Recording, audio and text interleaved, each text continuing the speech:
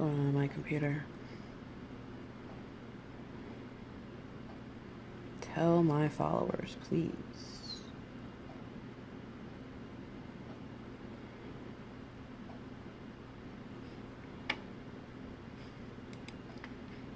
Excuse my computer. It's dead tonight. No one is around. That's okay.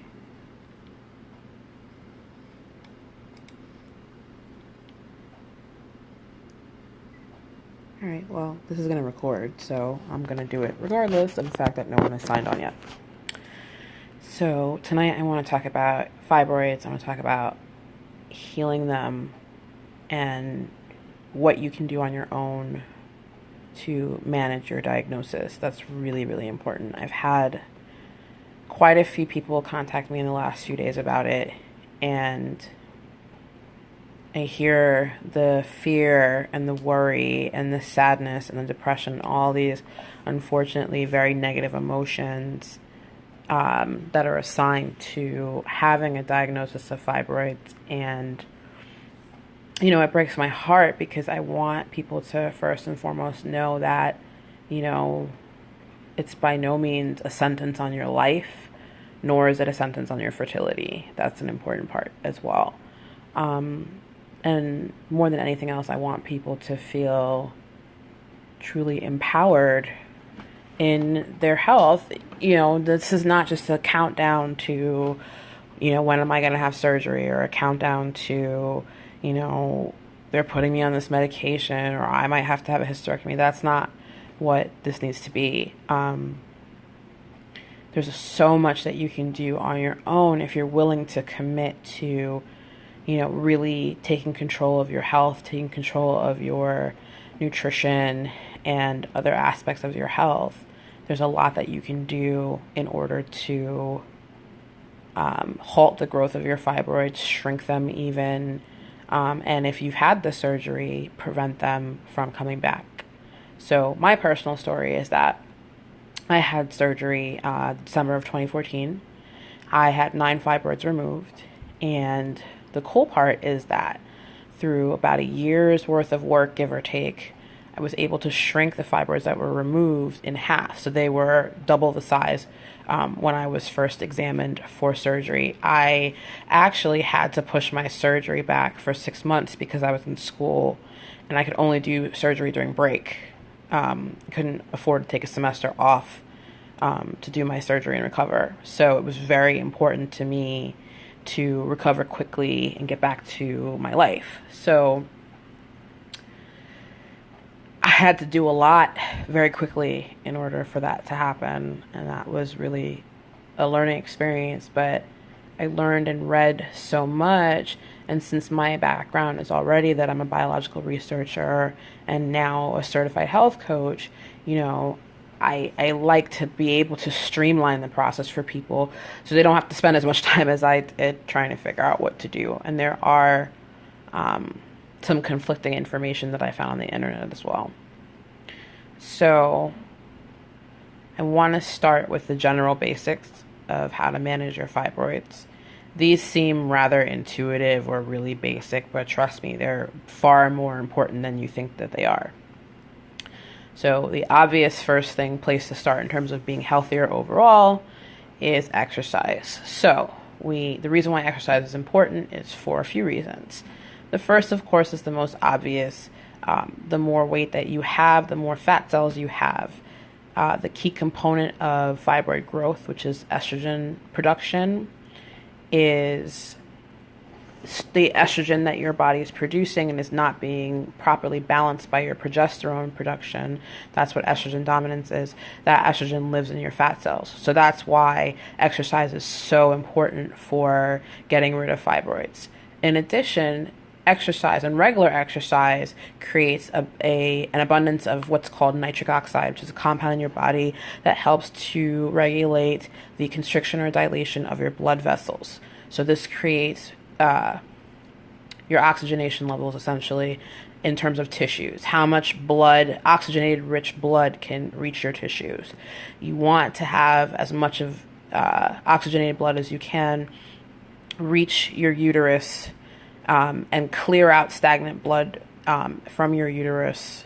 And also, if your blood is flowing because of increased circulation, which is also another side effect of exercise, regular exercise, it decreases the ability for the fibroid cells to adhere to your uterus, whether inside or out. So exercise is definitely a key component. Like I said, it sounds really basic, but there are many scientifically proven aspects to it beyond just, oh, it's good for you, it helps you lose weight. So the next aspect, of course, once you've covered the exercise portion, is your diet. Now, there's a lot that you can do with your diet. And in 2017, there's all these different types of diets. You see all these people doing these different things, paleo and Whole30 and this and that and the other. The most important thing for us as women dealing with fibroids is to stay away from any type of food that has phytoestrogens in it. So plant-based estrogens and also other hormones. So we stay away from soy. We stay away from most dairy. That's the best thing to do. I mean, there are a lot of women who say, I'm not giving up cheese. I hear you. Give up milk at least if you're not going to give up cheese. But what can I drink? Almond milk. Don't drink soy milk.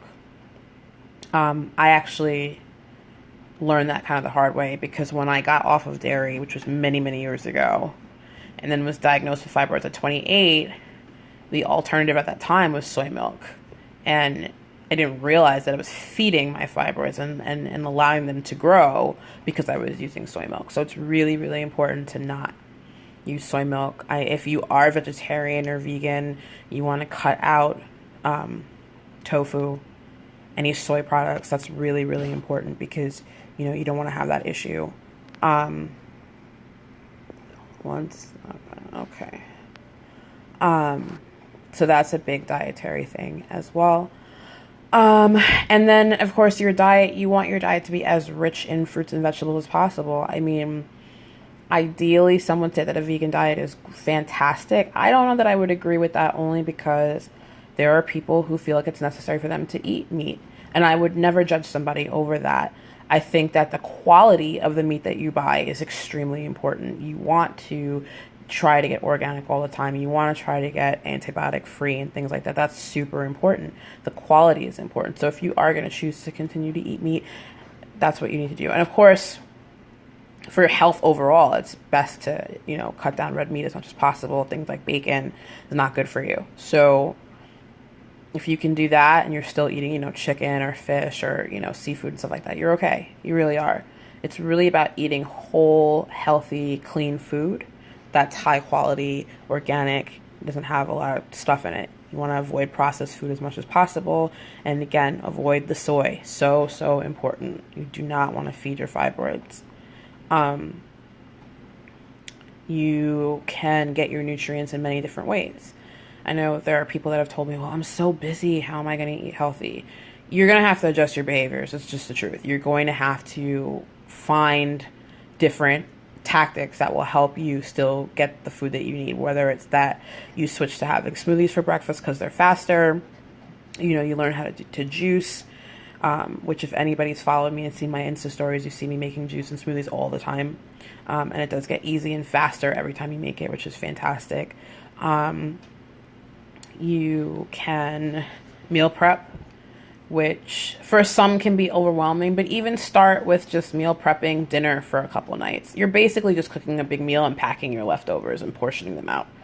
Start small, but these small changes can add up to a great deal of change when you're fighting fibroids. It's really, really important.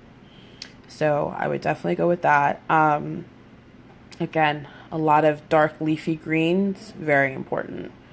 Kale, spinach, Swiss chard, vegetables like that, very healthy and very helpful in keeping your body at optimum functioning, but also you want to keep your body low of inflammation. So the growth of fibroids in your uterus or outside of your uterus causes inflammation. The inflammation is actually a response produced by your immune system to these abnormal cells growing. However, what happens is if you have a buildup of inflammation in that area, it's kind of like sending a beacon to the rest of your body. And all these immune cells are recruited trying to kill off these abnormal cells. Meanwhile, these abnormal cells are similar to cancer, but not cancerous, and they grow very, very quickly. So you're basically creating a firestorm of angry tissue. That's where the symptoms of, severe pain during menstruation comes into play, and just random sharp pains and things like that, discomfort. That's where that stuff comes from. So your diet is really the place where you want to reduce inflammation as much as possible. You want to add really anti-inflammatory foods to your diet, such as ginger, turmeric, fennel. You want to add things that are, antimicrobial as well, because they support the immune system, which allows them to better be recruited to deal with the abnormal cells. So that's an important piece as well. And just to give an example of what a typical diet might look like, when you really get into this and you're really kind of in the middle of it, like I was, and now of course I'm in the preventative phase, my diet overall is pretty clean. Yes, I have my things. We all have our things, and that's okay. But you do have to be smart about those things and make sure that your thing is not, a pint of ice cream every week or something like that. I like to eat a lot of simple whole grains. We eat a lot of brown rice, a lot of quinoa, basic vegetables. We use very healthy oils. We don't use a lot of salt. We use a lot of spice, very important. Lean meats. I cook a lot of shrimp, actually. I love shrimp. And chicken. Sometimes we do red meat. I usually do red meat right before my cycle, when I feel like I need the iron boost. So I'm going to talk about that in a minute too. So again, anti-inflammatory foods, very, very important. Ginger, turmeric. I can't express how awesome turmeric is, but I'm going to talk about that next, actually. So say you've got the diet down, right? But you're still experiencing all these symptoms, and you're in pain and you're miserable as you're awaiting surgery or just contemplating surgery, because we've all been there too. This is where supplementation and herbs can come into play. And this is the part that for me was very important, because it really jump-started the situation and really went to work directly against my fibroids. So those who follow me will see, I talk a lot about the two most important supplements that I've taken and I still take today as a preventative measure is DIM and Vitex. So DIM is diindolylmethane. This is an extract of cruciferous vegetables, so broccoli, Brussels sprouts, kale. And what DIM does is it helps in the estrogen metabolism cascade. So estrogen actually has multiple chemical forms, and it goes through a pathway. And you can have a buildup of what's considered the bad type of estrogen in your body. That's what leads to the estrogen dominance that feeds your fibroids. So using DIM helps instead to convert that free excess estrogen into a safer form that can be easily metabolized out, instead of it accumulating in your fat cells and then contributing to stimulating the fibroid growth. So DIM is very important. I take, I take 200 milligrams a day. It's 2 little pills. And I've been taking them for a few years now. And again, it's a vegetable extract, so it's nothing crazy or stimulating or anything like that. But it's very, very effective against fibroids. The next thing that I take is called Vitex. Vitex is an herb. It's also known as chasteberry. And that one's actually great, not just for fibroids, but for other reproductive issues as well. Think PCOS and endometriosis, because it helps to regulate your cycle. That's literally what it's for. It helps to normalize it by supporting the correct hormonal releases at the right times, etc. It's awesome. And that's something that I've taken all this time too. So I took it to shrink my fibroids and then continued after surgery to take it as a preventative measure, and it's been fantastic. So that's really important. The next thing from there that's really important to take is a strong turmeric supplement. I only recommend one brand. I've only taken, for the most part, one brand significantly for the longest time. Turmeric is highly, highly, highly effective at dealing and managing inflammation. It's highly anti-inflammatory. I've taken 2 turmeric pills for a headache and it works. And it's great because I know with fibroids, especially with the pain that we have, we often are reaching constantly for the ibuprofen. And just to give you an example of myself, I had a standing Vicodin prescription for like 2 years. Like that's how serious my pain level was. So turmeric was really, really helpful in that process to reduce that inflammation that I spoke about earlier. I recommend the Gaia brand, Gaia. It's Gaia Turmeric Supreme, Turmeric Supreme now. They changed the label. I take 2 of those a day. I've taken up to 4. Like if I'm really sore from working out, I'll take 2 at night. I'll take 2 in the morning and 2 at night. No, it doesn't make you feel anything, but it definitely gets rid of that inflammation, that achy pain. It really gets it. Not to mention turmeric is fantastic for a whole host of other things in your body. Improved circulation, improved heart health. It helps with blood pressure regulation. It helps with brain health. It helps with all sorts of things.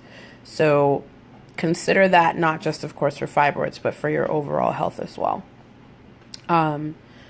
And okay, so the next thing I want to talk about is, I'm sorry, my nose is itching, which is really weird. Anyway, the next thing I want to talk about for fibroids, and this also will apply to any other ladies with other reproductive issues, the anemia.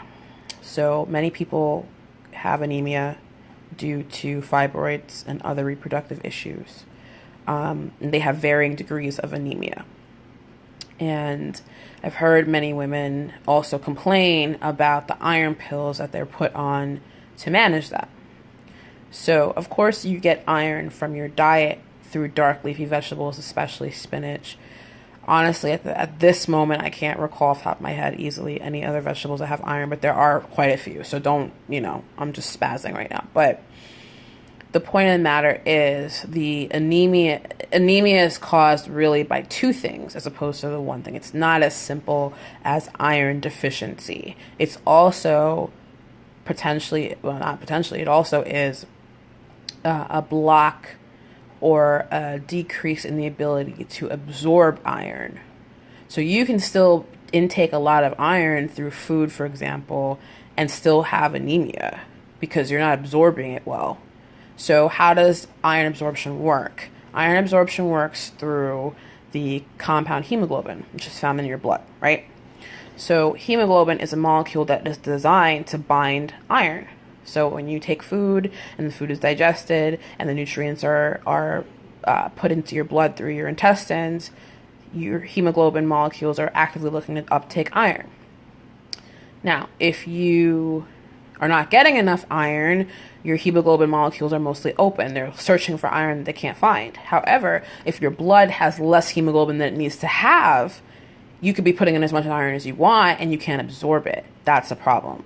So how do we deal with that? So of course we want to, yes, if you're in dire straits, you do need to supplement iron. But in addition to that, you need to consider actually increases in your iron uptake. How do you do that? I do that by supplementing with liquid chlorophyll. So it sounds like what? Why? The stuff from plants? Why? Liquid chlorophyll, or chlorophyll just by itself, let's just talk about the molecule of chlorophyll, is very chemically similar to hemoglobin.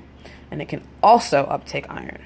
So you support your blood and you support your iron uptake by adding liquid chlorophyll to your body, which gets digested and put out into your blood. So now you have these additional molecules that can uptake the iron that you put in. So I take that often. Now, not so much because I'm not anemic anymore, which is fantastic, but it has other benefits too. It also helps to increase the oxygenation in your blood. So it's also a good supplement for performance. Like if you're doing a lot of like endurance-based cardio and things like that, supplementing with liquid chlorophyll can be very helpful as well because your blood will be able to hold more oxygen, which will get to your tissues, which will increase your endurance. So that's the other cool thing about liquid chlorophyll. Okay, so from there, what else can we take? We talked about DIM, we talked about Vitex, we talked about turmeric, we talked about liquid chlorophyll. So now we want to talk about a couple other just add-on supplements that are good. You want to get yourself a high quality multivitamin. So you're getting like a good dose every day of your base vitamins and your base minerals, and herbal support as well. I highly recommend Garden of Life, My Kind Organics. I've been taking them ever since they came out.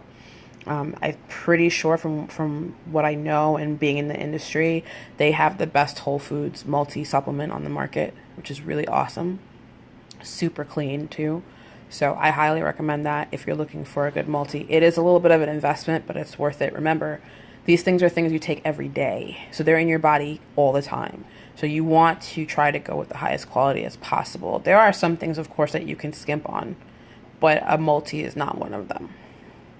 So you have a high quality multi. You have also a fish oil supplement. Now, I am a huge supporter of taking cod liver oil. I really like cod liver oil. It's very concentrated in vitamin A, which is really good for heart and brain health, eye health as well. In addition to that, I take fish oil. So I get my EPA and DHA.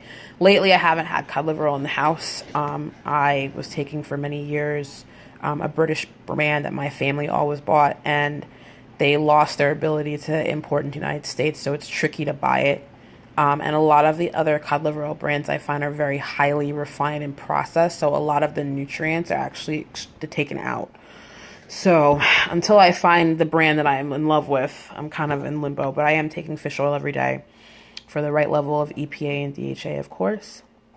I take a good probiotic. That's really important.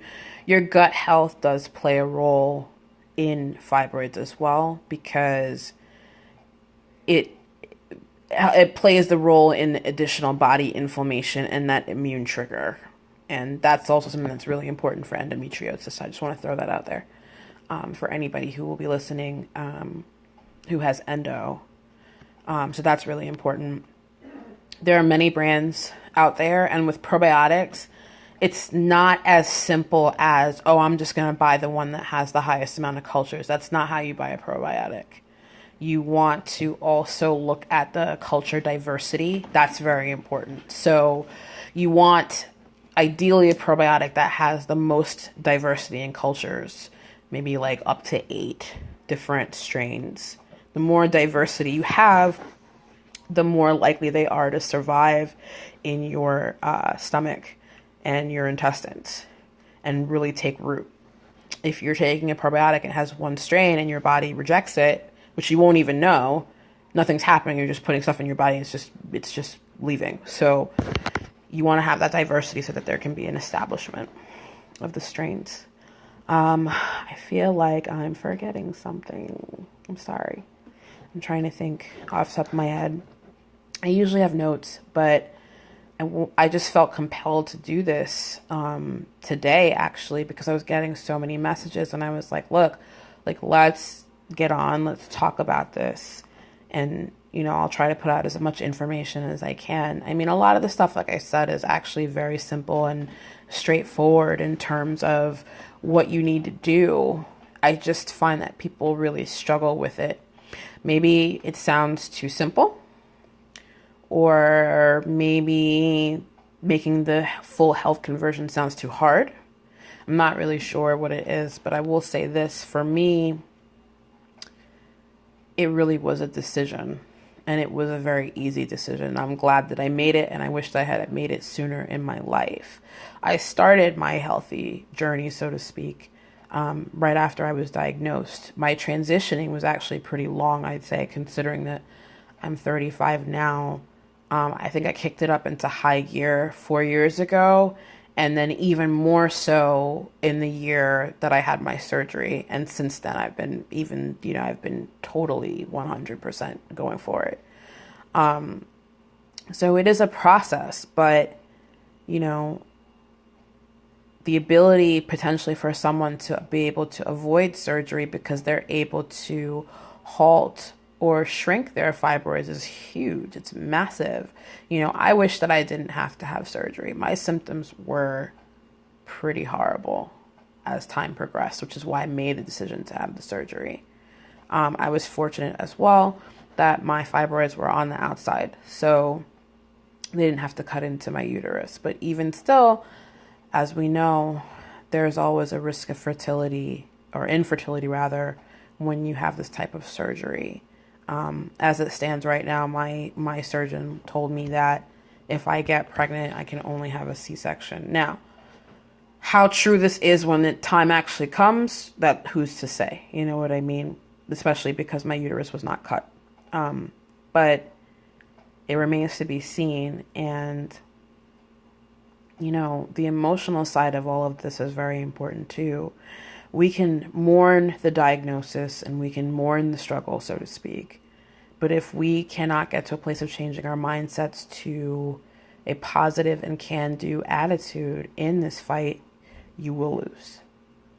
You know, this is a type of diagnosis that's a long game, you know, and it really requires an activation of your faith. Whatever your faith is, it requires a real activation. Believing that, you know, you will be seen through this process, that if you commit to this process, change can actually happen. And it also calls for patience, because I've had women who, you know, ask me what I do when I explain it to them. And they'll come back to me 2 weeks later and be like, well, I did everything you said and I bought everything you said and nothing has changed. And when should I go back to the doctor and get examined? It's not an overnight process. This is, I don't think you'll even see even a small, well, I would say you'd see a small change physically in how you feel through your first menstrual cycle. If you say started all the supplements at the beginning of your cycle and you went through a period, you would see a difference. But even then, in terms of the shrinking of your fibroids, this is a long game. This is something that you might not start to really see something in for 3 months. So that has to be factored in as well.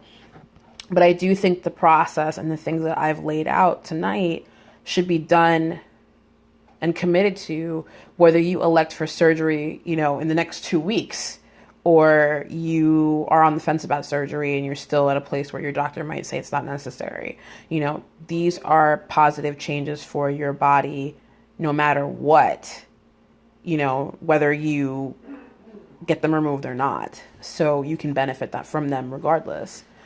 So I definitely want to stress that. And, you know, I want to stress also too that there is a lot of support out there, but you do have to be smart about the support that you seek. You know, we're very fortunate in 2017 to have, you know, this type of media and these types of things that we can do to connect with women all over the world, basically, who share in the same experience and the same struggle, to talk to and commiserate with and support. You know, that wasn't even a possibility 5-10 years ago, you know. So that's a wonderful thing, but we also want to be careful of misinformation. I've seen a lot of misinformation in health info going around. I've seen a lot of accurate stuff, absolutely, of course. But for every 10 things that I see that are accurate, I see maybe 2 or 3 that are not.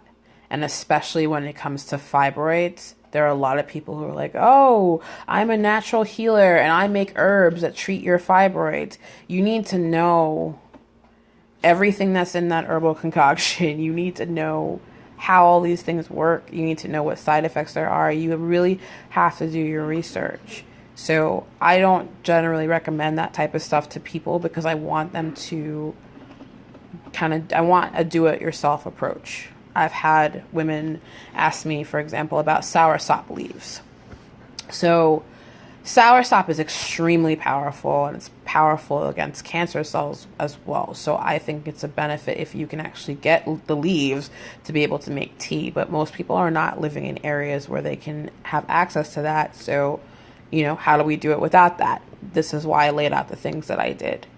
And I'm sure there are other things that other people have tried that are not what I've used that have been effective as well. So I'm not putting this forward as the be-all, end-all, but I am putting this forward as what did absolutely work for me, and what I expected even to work for me based on the research that I've done about it as well. So that's really important too. So I think this live is going to be really quick. I haven't had any comments, so I don't think anybody has any questions or anything like that. I'm I'm going to be on live again tomorrow with my friend talking more about health advocacy and some tough issues. I'm really excited about that too. But I did want to come on tonight and just kind of say a few words about treating your fibroids yourself. And for me, it's always easier if I have specific questions, more so than just the overview. But I do post about it a lot. So my posts reflect everything that I've said here. So with that being said, it's been a half an hour, and I'm so glad that you could join me. I appreciate it. It's been a little bit of a weird live because I'm just talking. I'm just talking with no break, and it's like a lecture, and there you go. But hopefully it will help somebody, whether they watched it live or they watched the recording. I'm always here to help. I am the Fit Fighter. I'm Fit Fighter on IG, as you know. And I approve this message. Anyway, have a wonderful night. DM me with any questions that you have. We can take the conversation and make it more personal. Yeah. Have a wonderful evening, guys.